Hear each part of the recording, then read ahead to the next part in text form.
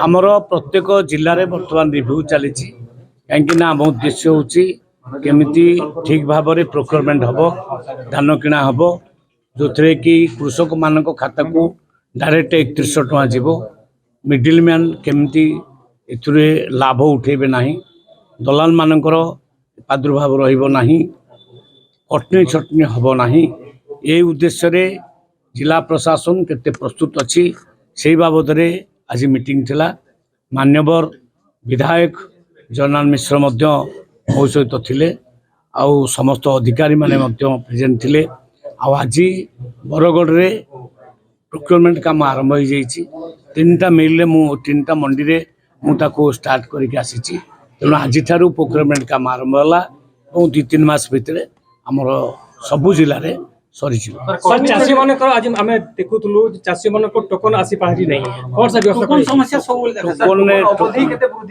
Token रे समस्या अच्छी मुझे देखुली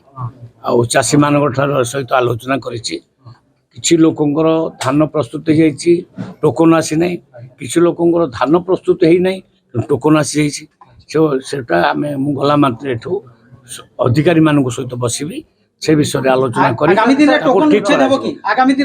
टोकन उच्छेद हम ना किंतु टोकन व्यवस्था आम जिला स्तर को देदेबू कलेक्टर माध्यम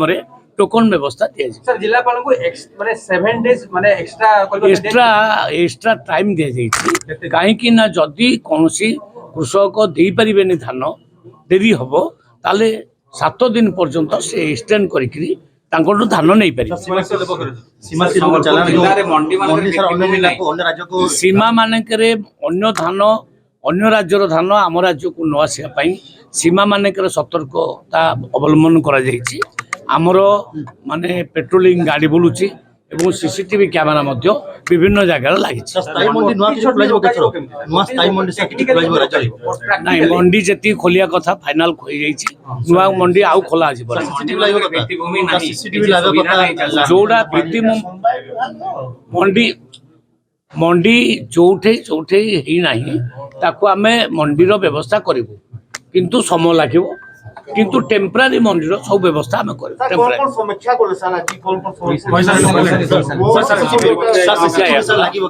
सीसीटीवी कैमेरा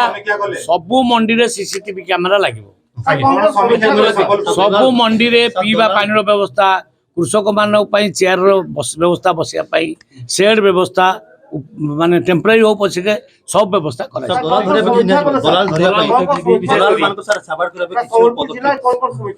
सीसीटीवी कैमेरा कहीं लगी सीसीटीवी कैमेरा रु जना पड़ो जे प्रकृत दलाल किए कृषक किए एटू आप बुझी पाऊना।